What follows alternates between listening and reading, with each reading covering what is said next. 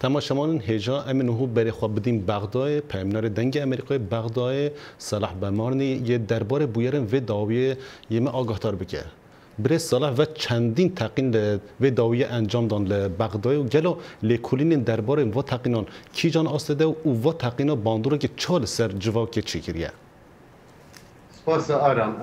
راستی تشکر دیفوان زنجیرن تقینن امن بغداد تینا رودان جداره که وزارت نافقه عراقی کنوی نافقه آشکرا بکتن افرو تایبات بدنگ امریکا را گهاند کو دامجمیر نه SPD ترمبیلا که بومرشکری نزدیکی زارگاه که نوبرا تاخ شعب و نوبرا تاخ حسینیه حتی پقین در انجام و پقینه سه حالاتی گنا قربانی یازدن دنجی دجواری بریندار بون. اما اجدانه کندن و ابرو که باسی وان کاراسات پقینا کرادا کنو و بدیو دارچون و وقت کاراسات اجآلی سیاسی و حکومی و راستی دا لعن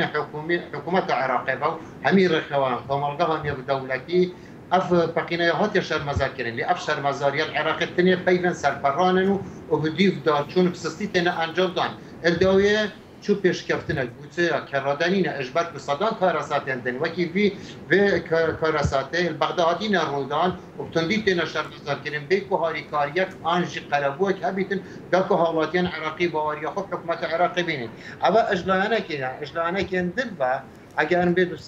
سيري بغداد بكن اش آلية چفاتا نوانرن عراقه پشتی پشوی ورزیات دوسه بپقینه هاتا هالدان و دیوگاچونا دوسه و ماترسیا دوسه دیگه تو چه آسته که آلیان چفاتا نوانرن عراقه دیسان شرمزاریا بپقینه کرن بی او کاری که پیشکشی و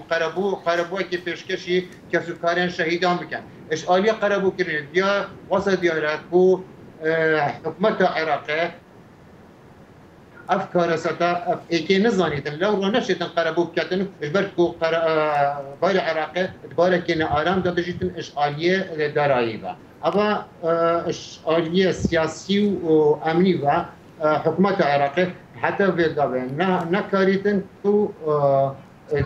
چهارسالیات دوسته امنی البغداد آنجل سران سری عراقی بکتن افهمی کانون جیتن انجام داد پشتی کو هزن عراقی شاینا بنگاه آسمانیا گلک سپاس پیامنر دنگ امریکا لبغداد آگاهی گهات من گلک سپاس